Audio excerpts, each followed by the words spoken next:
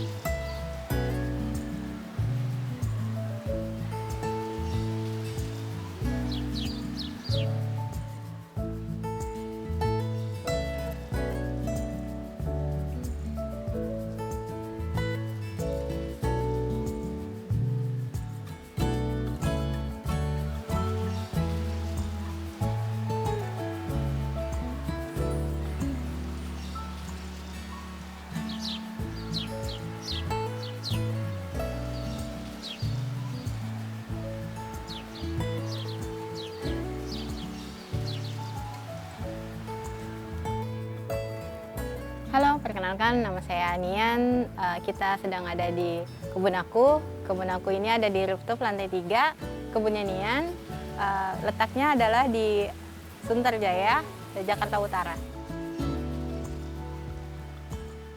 Yuk kita lihat lagi apa aja yang ada di kebun aku ini. Karena di setiap sudut kebun aku ini aku selalu tanam semua, apapun aku tanam. Jadi nggak ada lahan yang kosong untuk tanaman di sini. Yuk.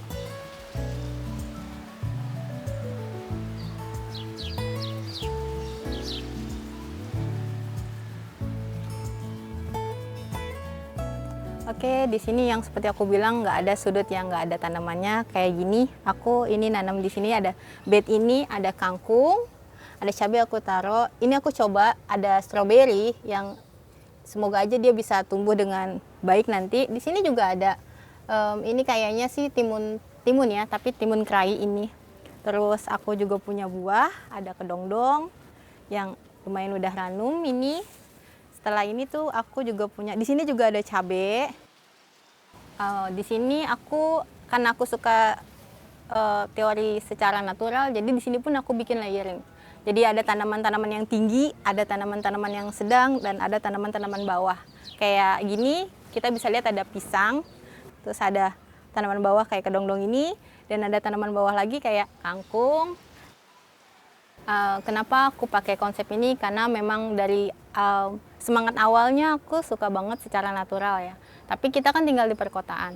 Jadi gimana caranya kita mengadopsi alami itu di dalam perkotaan. Jadi itulah aku terapin di kebun aku ini yang alhamdulillah space-nya lumayan cukup untuk aku terapin. Aku suka banget kayak rimbun, lihat banyak tanaman tuh suka banget. Jadi inilah yang aku pengen untuk sebuah kebun.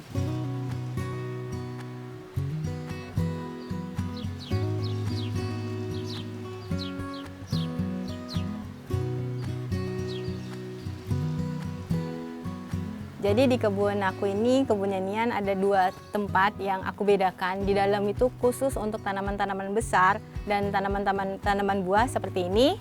Bisa teman-teman lihat. Terus untuk tanaman sayur dan sayur-sayuran yang aku makan itu adanya di depan. Nanti aku kasih lihat ke depan. Yuk kita ke depan.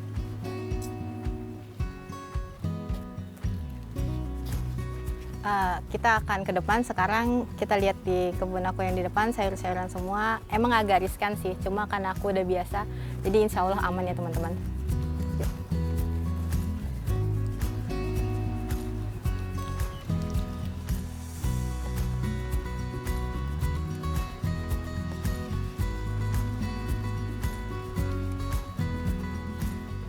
Oke, ini sekarang di depan kita lihat apa aja yang ada di kebun depan aku. Di sini majority adalah sayuran. Di sini ada samhong, ini ada kale, salah satu favorit aku. Terus di sini ada serai juga buat bikin teh serai. Di sini ada kacang panjang juga yang aku suka banget. Kadang aku suka pakai ini buat lalap. Di sini juga ada cabai sama daun mint ini. Oke, ini daun mint yang salah satu yang aku suka karena bisa dipakai buat jus dan wanginya tuh enak banget. Kalau aku lagi ke atas gini buat kayak relax gitu, aku selalu pegang dia terus aku cium. Wangi banget. Terus di sini ada tanaman-tanaman lain, yuk kita lihat.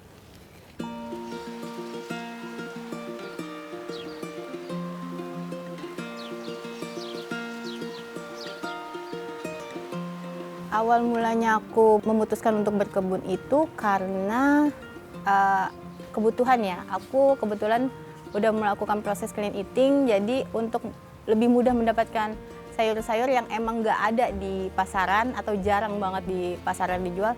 Jadi aku berpikir kenapa nggak aku nanam aja ya. Jadi dari situlah aku mulai menanam tanaman-tanaman ini.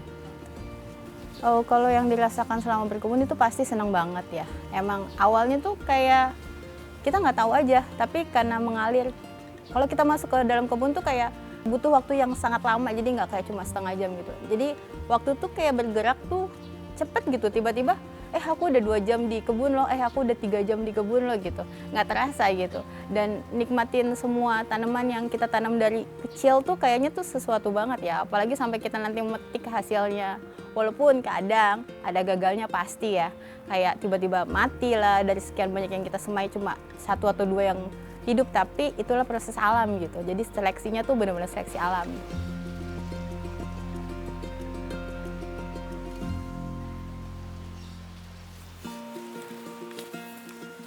Untuk jenis tanah yang aku pakai di sini ini macam-macam. Karena dulu awalnya kebun ini tuh bukan aku ya yang ngurus, itu adalah orang tua aku. Jadi orang tua aku pakai tanah merah, sebagian dicampur sama pasir. Pasirnya tuh pasir laut gitu. Tapi setelah aku belajar dan mulai megangin kebun ini, aku melihat kayaknya kalau misalkan aku pakai itu terus, itu kurang bagus untuk tanaman. Apalagi untuk tanaman sayur ya. Itu sangat-sangat tidak cocok untuk tanaman sayur. Jadi aku mulai membeli tanah yang lain. Ini tanah Lembang yang aku pakai. Aku mulai mencampur tanah Lembang, sekam. Karena sebelumnya orang tua aku nggak pakai sekam. Sekam dan pupuk. Pupuknya pupuk kandang. Entah pupuk kandang kambing atau sapi itu nggak apa-apa, bisa. Jadi aku campur semua, termasuk sama kokopit. Kokopit aku campur juga karena aku kan di rooftop. Kalau di rooftop ini untuk sayuran ini dia butuh kelembaban dengan sangat yang tepat gitu. Kalau aku nggak campurin sama kokopit itu dia kelembabannya kurang gitu untuk tanaman sayuran. Jadi aku campur dengan si kokopit dan semuanya itu.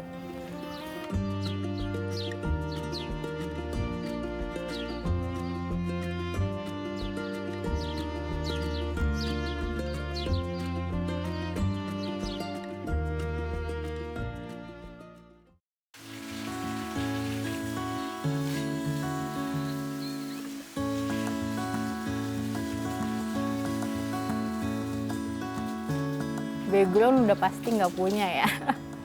Nggak punya sama sekali, zero, benar-benar zero. Tapi ya nonton video dari orang-orang, belajar secara otodidak, itu aja sih. Sama keingintahuan kita ya sama sesuatu, itu yang bikin aku bisa bikin kebun aku kayak gini sekarang. Dari 2018 sampai sekarang sebetulnya perkembangannya sih lumayan banyak ya. Tapi sebetulnya kalau misalkan mau dibanggakan banget tuh sebetulnya di awal-awal malah.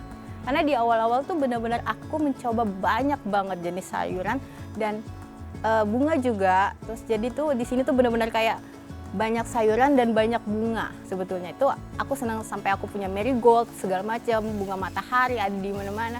Cuma setelah Covid jadi aku sempat vakum agak lama berapa tahun, baru aku menyicil lagi mereka untuk nanam-nanam lagi. Jadi sekarang ini hasilnya aku alhamdulillah senang sama hasilnya ini, tapi aku pengen banget bikin balik lagi kayak 2018 awal itu.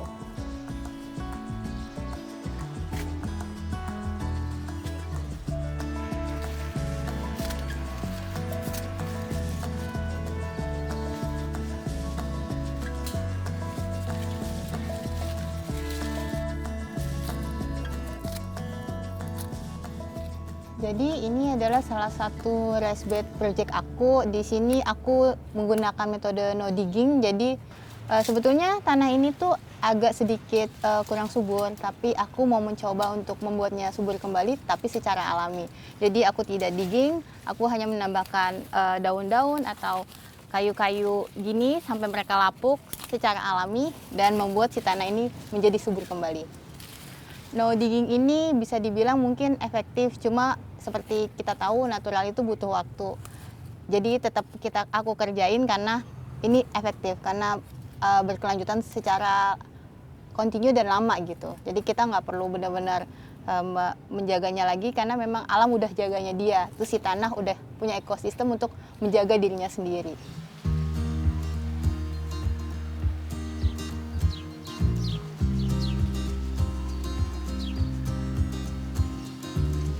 Alhamdulillah yang aku tanam ini aku nikmatin.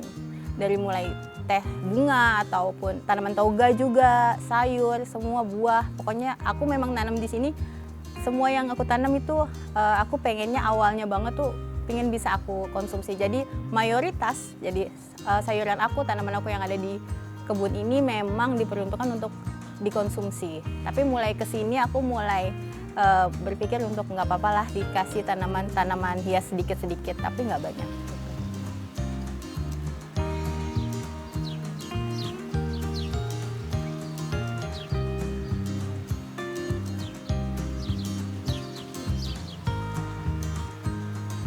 Satar yuk kita panen timun suri dulu. Ayo. Nih udah merah kan ya? Kita bisa panen ini, kita petik. Alhamdulillah nih udah matang.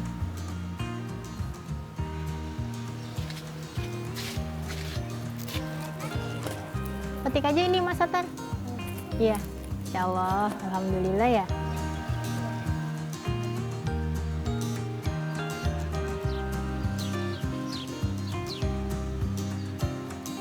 Mas Satar tunggu sini dulu ya. Bude mau panen yang di depan. Oke.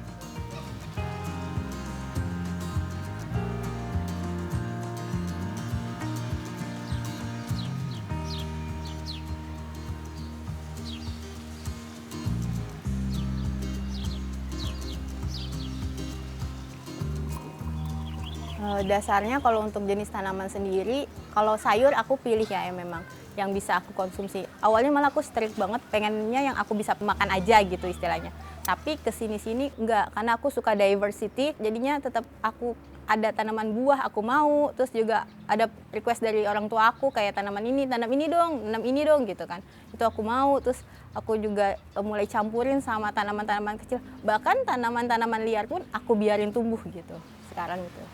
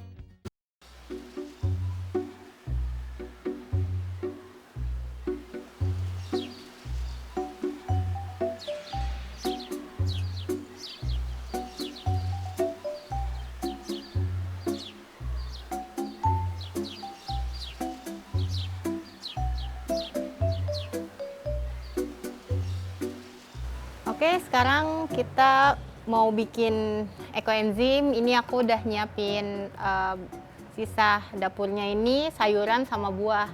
Yang kita tahu kan memang ekoenzim itu bahannya tuh harus ada buah sama sayur, sama molase. Nah, molasenya aku nggak spesifik bikin karena ada kebetulan di rumah aku ada kurma yang bisa aku pakai untuk sebagai molasenya. Yuk kita ambil dulu. Oke, ini ya molase yang aku mau pakai. Ini bekas kurma yang udah tidak dipakai. Ini aku juga punya bubuk kopi. Ini juga expired sebetulnya, tapi bisa dipakai buat di kebun karena ini bagus ya. Jadi juga bisa dipakai buat kompos juga, mengurangi bau. Sekarang kita lanjut bikin ekoenzim kita. Yuk.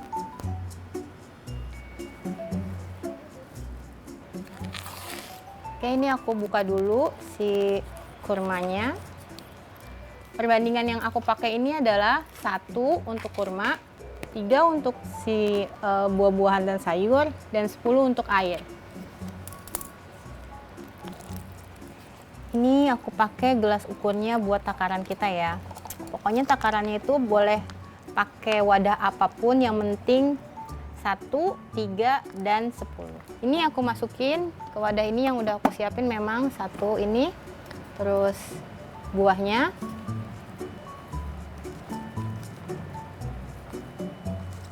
ini memang harus dicampur buah sama sayur ya, setauku ini gini. Tapi mungkin kalau memang teman-teman punyanya buah doang atau sayur doang, itu bisa kayak nanti ditambahin lagi. Misalkan kayak dicicil gitu, kita baru masukin buahnya, besok kita bisa tambahin sayurnya.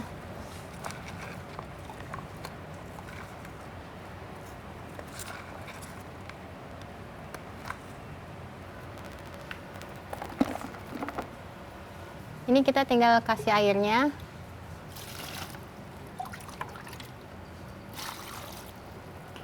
Ini airnya kalau misalkan teman-teman ada air tanah atau punya air hujan atau mungkin punya air cucian beras, itu bisa dipakai ya teman-teman. Jadi opsi pilihannya tuh banyak. Udah, ini kita campurkan aja. Dan ini harus dibiarkan selama 3 bulan.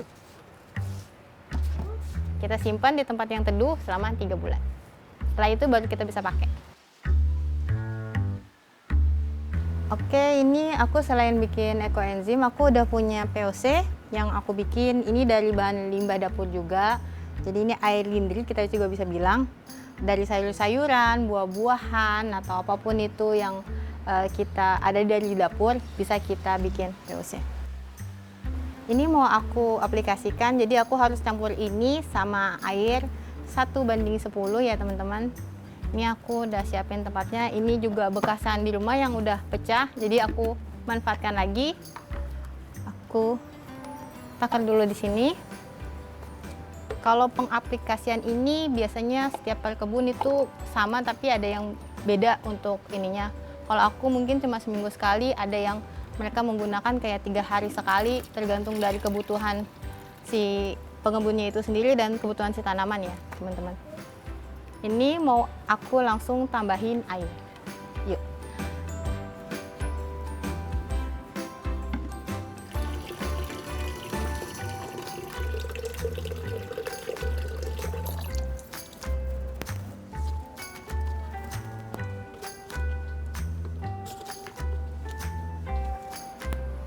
Ini udah selesai, jadi mau aku aplikasikan ke tanaman-tanaman aku. Yuk.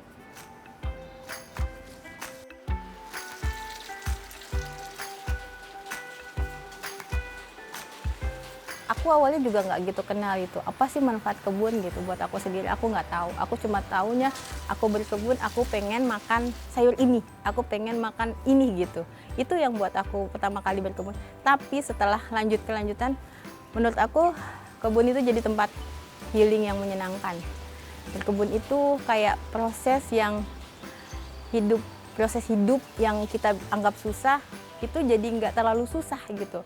Karena kita berkebun, kita lihat satu makhluk pohon hidup itu, dia butuh banget effortnya, dia butuh banget berjuangnya gitu. Walaupun kita udah jaga, tetep kan dia butuh berjuang sendiri. Itu yang bikin aku jadi menghadapi hidup tuh jadi lebih bisa lebih dewasa gitu, dan lebih jadi manusia yang lebih baik lagi gitu.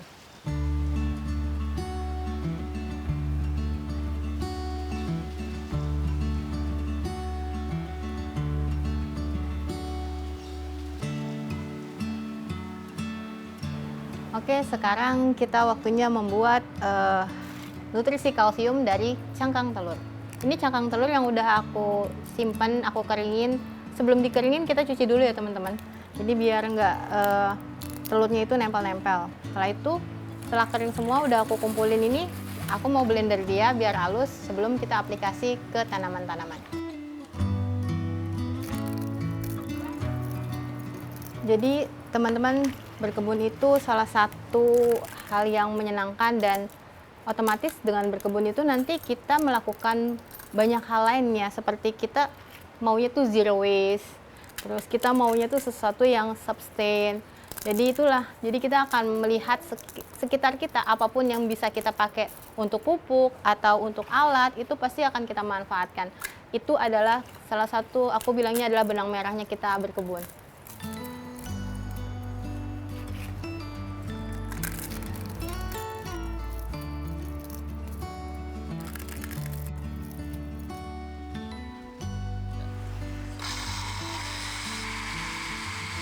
Harapannya tuh sebetulnya kalau di perkotaan gini kayak aku ngelihat tetangga-tetangga aku juga ya, mereka sebetulnya ada beberapa punya rooftop kayak aku gini, cuma kadang belum dimanfaatkan. Sebetulnya sih secara lingkungan kecil dulu ya aku pengennya ya. Secara rumah aku pengen punya sumber daya pangan sendiri. Terus secara lingkungan sekitar, secara RT mungkin lingkupnya aku pengen tuh kayak sekitar aku juga ikut menanam sesuai dengan apa namanya yang mereka butuhkan. Tapi secara waktu dekat ini aku hanya fokus untuk konsumsi di rumah aku sendiri. Jadi aku pengen banget full dapat dari sini dan aku pengen banget bisa berbagi ke sekitar dan bikin tetangga-tetangga aku bertanam sesuai yang emang mereka butuhkan dan bermanfaat gitu. Gitu secara kalau misalkan secara organik, bertanam secara organik itu aku pengennya tuh kayak banyak orang melakukan kayak gitu. Kalau ingin bertanam di rumah sendiri dan kita pengen makan tuh lebih baik tuh secara alami. Perawatannya nggak susah, walaupun butuh waktu, tapi itu jauh bermanfaat buat tubuh kita sendiri.